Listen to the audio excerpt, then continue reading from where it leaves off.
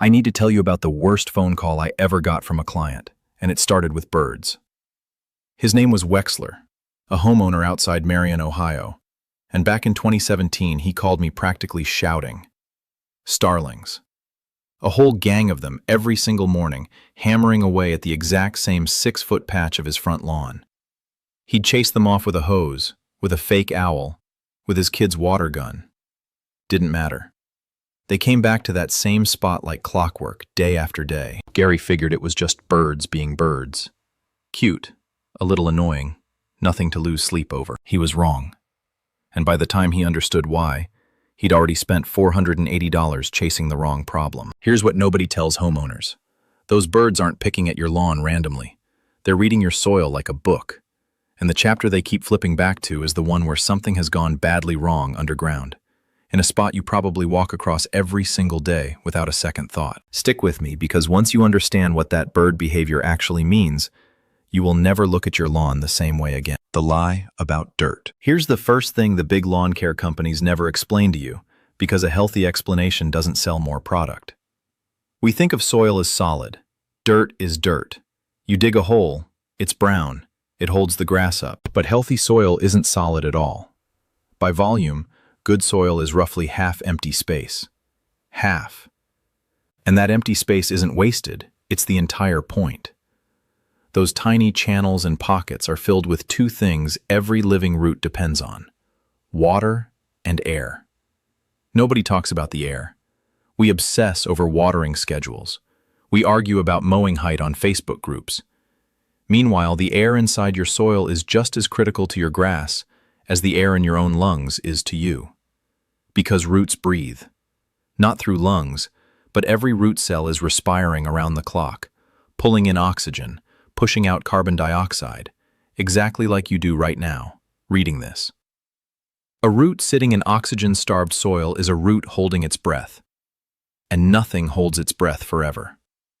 How the suffocation starts. When soil gets compacted, that crucial empty space gets crushed flat. Foot traffic, kids playing, the dog's favorite running line, a mower making the same turn every week, heavy rain pounding a bare patch. Bit by bit, the soil particles press together and the air channels collapse. Water can't drain, so it sits.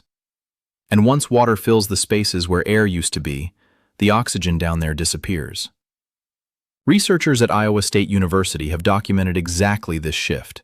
Compacted turfgrass soils losing the pore structure needed for gas exchange, flipping into what soil scientists call an anaerobic zone. Anaerobic just means without oxygen, and in an anaerobic zone, everything changes. The helpful microbes that need oxygen to survive, the ones quietly recycling nutrients and feeding your grass, die off or go dormant. In their place, a completely different crowd moves in, the kind that thrives without oxygen. And the byproducts they produce are toxic to your plants. If you've ever dug into a soggy patch and caught a whiff of something sour, almost like rotten eggs, that's hydrogen sulfide, a gas produced by anaerobic bacteria. Your nose is literally detecting the chemical signature of soil that's run out of air. Healthy soil smells sweet and earthy. Suffocating soil smells like a swamp. Why the birds show up. Now we get to Wexler's starlings, and why they were so obsessed with that one 6-foot strip of his lawn. When soil turns anaerobic and grass roots weaken and die back, a shift happens in what lives down there. The soft, moist, oxygen-starved conditions that punish grass roots happen to be exactly what certain grubs love. Leather jackets, the larvae of crane flies, and various beetle grubs thrive in soft, poorly draining ground. They tunnel through that softened soil with ease, feeding on decaying roots and organic matter. A struggling, compacted patch becomes a buffet, and starlings know it. They've learned, generation after generation, that a patch of lawn behaving a certain way is a reliable food source. Soft soil means their beaks slide in without resistance. Loaded soil means they don't waste energy hunting the rest of the yard. They go straight to the weak spot and work it relentlessly. The birds aren't causing the problem. They're announcing it. They're a free, feathered diagnostic tool, and almost nobody bothers to read the message. The cycle that drains your wallet. Here's the vicious cycle nobody warns you about. The roots are suffocating, so they grow shallow and weak, refusing to push down into the airless zone below. Shallow roots can't reach deep water or nutrients, so the grass thins out. Thin grass means more bare soil exposed, which compacts faster under rain and foot traffic. More compaction means less oxygen. Less oxygen means more anaerobic activity, more grubs, more birds, and the damaged area creeps outward a little more every season. This is exactly where Gary Wexler went wrong, and it's exactly where the big lawn care companies want you to keep going wrong. He reseeded the bare patch. New grass struggled in the same suffocating soil and died again. That was $110. Gone. He threw down a bag of name-brand fertilizer hoping to feed the lawn back to health. Another $90. But fertilizer can't fix a problem that has nothing to do with food. A suffocating root can't absorb much of anything. It's like setting a feast in front of someone who can't breathe. The meal is irrelevant. The air is the emergency. By the time Gary called me, he'd sunk $480 into treating hunger, when the real problem was suffocation. 2 free tests that tell you the truth. Before you spend another dollar, here's how to confirm what's really going on, with 2 tests you can run this afternoon for free. Test 1. The screwdriver test. Grab an ordinary long screwdriver. Walk to a healthy, green part of the lawn the birds ignore, and push the screwdriver straight down. Notice the effort and the depth. Now walk to the patch the birds keep working and do the same thing. If you've got a compaction problem, you'll feel it instantly. The screwdriver fights you, maybe only sinking an inch or two before it hits resistance like concrete, while the healthy patch let it slide down easily. Test 2 takes a little more nerve but tells you even more. Cut a small wedge of turf from the suspect patch, about palm-sized, and lift it to see a cross-section of soil underneath. Healthy soil is rich brown, crumbly, full of little channels, maybe a few earthworms wriggling around. Earthworms are oxygen lovers, so finding them is a great sign. Now look for the warning signs. Soil that's grayish or bluish-gray, with a slick, glistening, almost greasy look. That coloring has a name, glaying, and it's a textbook sign of long-term oxygen starvation. Give it a sniff. Sour or sulfurous instead of sweet and earthy? That patch is anaerobic, and your grass roots have been suffocating in it.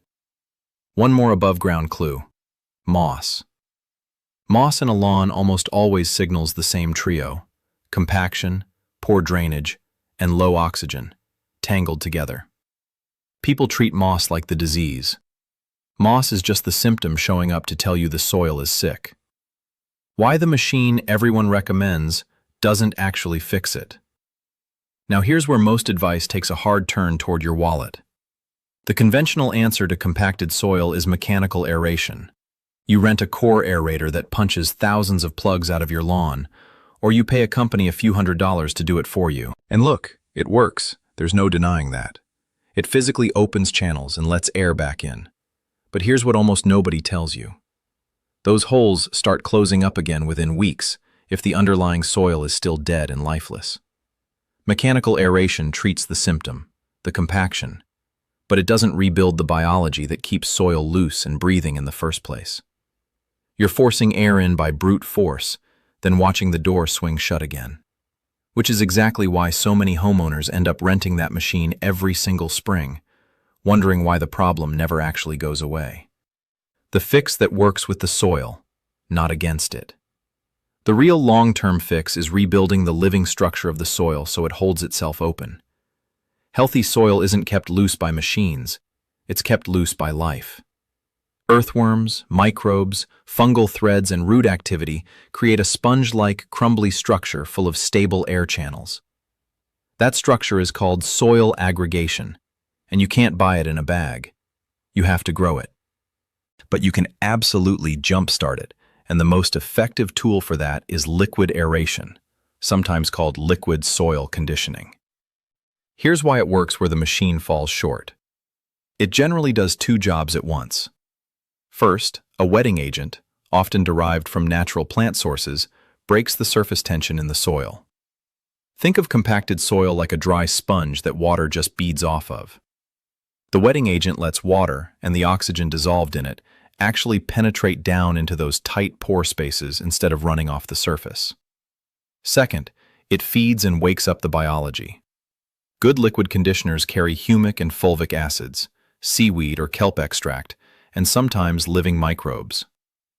Humic and fulvic acids act almost like a master key for soil, binding particles into crumbly aggregates, holding nutrients in place, and stimulating microbial life. Soil researchers at Penn State have tracked how humic substances improve aggregate stability over repeated wetting cycles, which is exactly the mechanism at play here. As microbes wake up and multiply, and earthworms move back into soil that's no longer toxic to them, they start doing the aeration for you, permanently, for free, every single day. And here's the beautiful part. You can do this yourself in 20 minutes with a hose-end sprayer for the cost of a single bag of product. No machine rental, no contractor, no aching back from hauling soil plugs around. If you want to go even more natural and even cheaper, a thin top dressing of quality compost, a 1/4 inch raked across the patch, to slowly feed soil biology over a season. Brewed compost tea delivers a huge dose of beneficial microbes in liquid form and sprays straight onto the lawn. Even just leaving your grass clippings down, instead of bagging them, returns organic matter and feeds the worms. While the biology gets to work below, take the pressure off that patch above ground. Reroute foot traffic. Move the dog's path. Stop mowing the exact same pattern every time. Ease up on overwatering, because constant soggy soil is what drowned the oxygen out in the first place. Let the surface dry between waterings so air can move back down. Give it a season, sometimes 2, and something genuinely satisfying happens. The screwdriver starts sliding deeper. The sour gray smell fades into something sweet and earthy. Worms come back. The roots, finally able to breathe, push down deep, and the turf thickens on its own. And the birds? They lose interest. The buffet closes. The conditions that drew them vanish, and they move on to someone else's struggling lawn.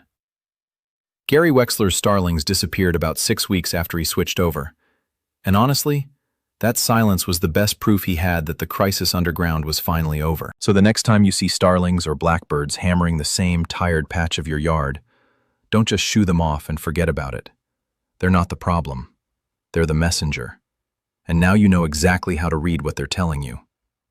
If this helped you understand what's actually happening under your lawn, hit like, subscribe, and drop a comment telling me if you've caught that sour smell in your own yard. I'll see you in the next one.